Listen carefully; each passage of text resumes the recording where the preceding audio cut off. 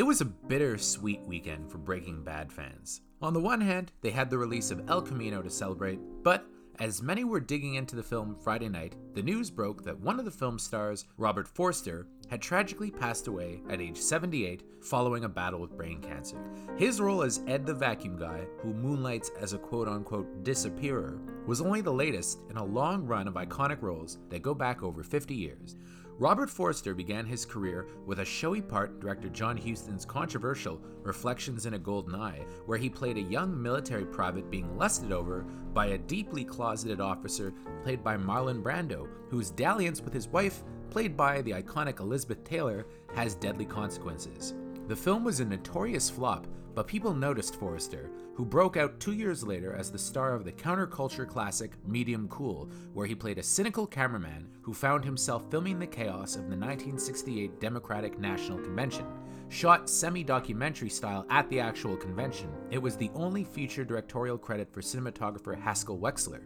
and a noteworthy hit, despite being slammed with an X rating, although the rating was definitely more for its political content than anything else. Overall, it's a pretty tame film. From there, Forster became something of a journeyman actor, focusing mostly on TV where shows like Banyan had short runs, while occasionally doing features like The Dawn is Dead opposite Anthony Quinn, and the Roger Corman disaster film Avalanche, which was so bad it ended up featured in the Netflix reboot of Mystery Science Theater 3000. His big break, in a way, came in 1979 when he played one of the leads in Disney's big-budget Star Wars knockoff, The Black Hole. Despite an amazing score by John Barry and special effects that were quietly groundbreaking for their era, the film was a box office disappointment, and his performance as the taciturn captain seemed stiff next to the scenery-chewing of actors like Maximilian Schell, Anthony Perkins, Ernest Borgnine, and a smart-mouthed robot voiced by Roddy McDowall. However, he had one of the most successful films of his career the next year when he starred in a B creature feature called Alligator that benefited tremendously from solid direction by Louis Teague, who went on to direct Cat's Eye and The Jewel of the Nile,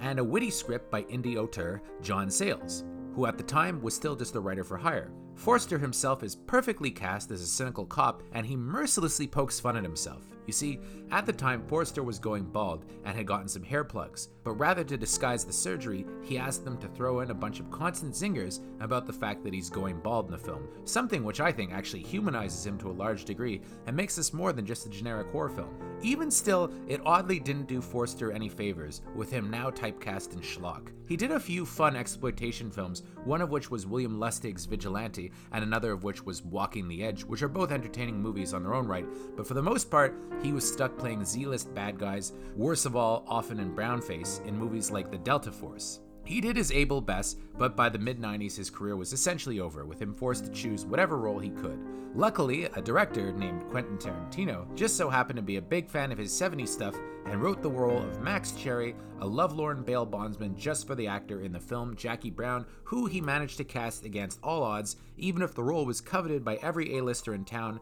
including Robert De Niro, who wound up taking a much smaller part just to be in the film, while Forster played the lead, and earned him a Best Supporting Actor nomination at the Oscars for his trouble.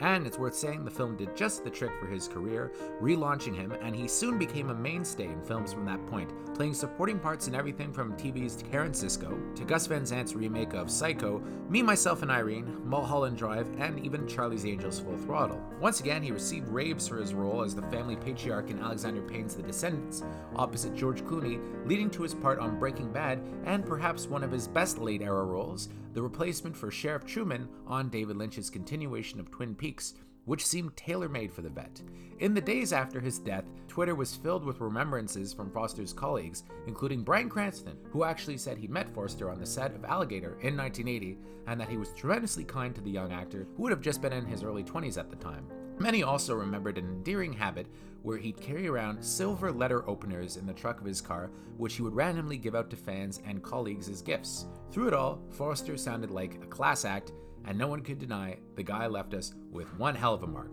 For JoBlo.com, I'm Chris Bumbrey.